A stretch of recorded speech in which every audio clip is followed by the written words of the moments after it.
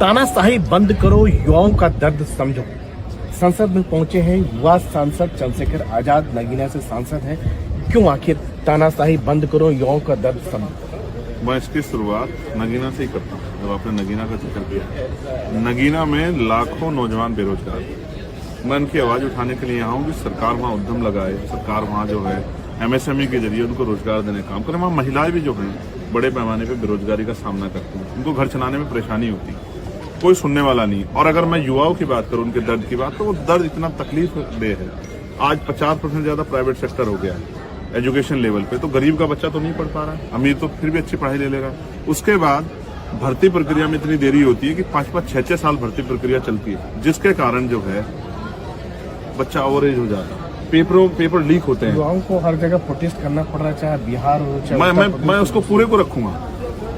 Paper leak हो जाते हैं, आरक्षण में घोटाले होते हैं। 69 शिक्षक भर्ती में आपने देखा उत्तर प्रदेश में घोटाला हुआ, कोई ऐसी भर्ती जिसमें घोटाला ना हो रहा। और फिर अगर नौकरी के लिए भी जो नौजवान देश की रीढ़ है, उसको अपने नॉर्मलाइजेशन के खिलाफ, जैसे जो है यहाँ इलाहाबाद में हुआ उत्तर प्रदेश लोक सेवा आयोग पे, UPPCS के बच्चों ने जो है जिस तरह से आंदोलन किया, 5-6 दिन जो है सड़कों पे लेट रहे, बेटी उनके सम्मान की रक्षा, उनके जीवन की रक्षा, उनके जो है और तमाम तरह की रक्षा और उनको परेशानियों के लिए। ऐसे ही 2 दिन पहले बिहार में हुआ, BPSC के बच्चों ने रंगा, उनकी खाल खींच ली सरकार ने, लाठियां बजा दी।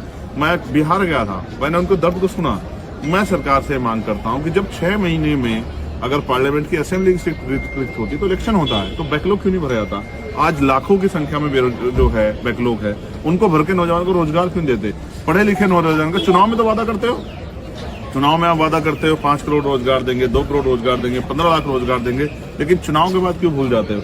मैं युवा हूँ, मैं अगर युवाओं का दर्द नहीं समझूंगा और उनके दर्द पे नहीं बोलूंगा तो कौन बोलेगा? लेकिन कुछ ये भी आंकड़े हैं कि दुनिया में सबसे ज्यादा युवा जो भारतीय है, और आपको लगता है कि जो आप बता रहे हैं कि युवाओं का दर्द जो है बढ़ता जा रहा है? अभी 50% के लगभग युवा है भारत।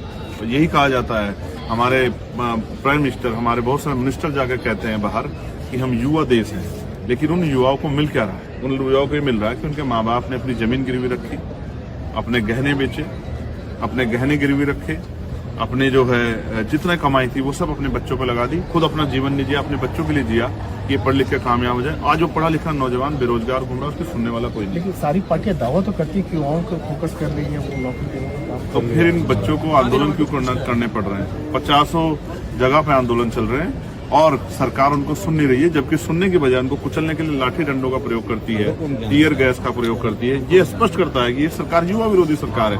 और एक युवा होने के नाते उन युवाओं का दर्द उठाना और उनको जो है प्राइवेट सेक्टर में रोजगार मिले या उनको उद्यम लगा के जो है लोन देकर रोजगार का मौका मिले, सरकारी सेक्टर में रोजगार मिले, एक नौजवान होने के नाते मैं अपनी जिम्मेदारी अदा कर रहा हूँ, क्योंकि सदन नहीं चल रहा है। उनका दर्द उठाना, चाहे BPED के बच्चों का मामला हो, चाहे जो है सतनामी समाज के बच्चों का मामला हो, हर मामले को जो है हम लोग सदन में उठाने का काम कर रहे हैं। तो क्या आप जितने युवा सांसद है, एक बड़ी तादाद में युवा सांसद चुन के भी आए संसद में, आप लोग मिलकर उस मुद्दा को उठाएंगे? सर, मैं अपनी जिम्मेदारी को समझता हूं, जैसे वो भी अपनी जिम्मेदारी को समझ जाएंगे तो अपनी पार्टियों में सवाल पैदा करेंगे और सब लोग, मैं चाहता हूं कि युवाओं की दर्द पे चर्चा हो। आपको पता है कितने बड़े पैमाने पे आत्महत्या कर रहे हैं युवा, कितने बड़े पैमाने पे ड्रॉप कर रहे हैं? कोई सुनने वाला नहीं है उनकी, कोई उनकी देखरेख करने वाला। तो चंद्रशेखर आजाद अपनी जिम्मेदारी अदा कर रहा है कि युवाओं को देश में सुनना चाहिए, युवा देश का भविष्य, उनको कुचल के देश आगे नहीं बढ़ सकता। तो ये थे चंद्रशेखर आजाद, जिनका ये कहना है कि युवाओं की बात पूरे देश को सुननी चाहिए, सदन को सुननी चाहिए। संसद भवन से राजीव रंजन, NDTV इंडिया।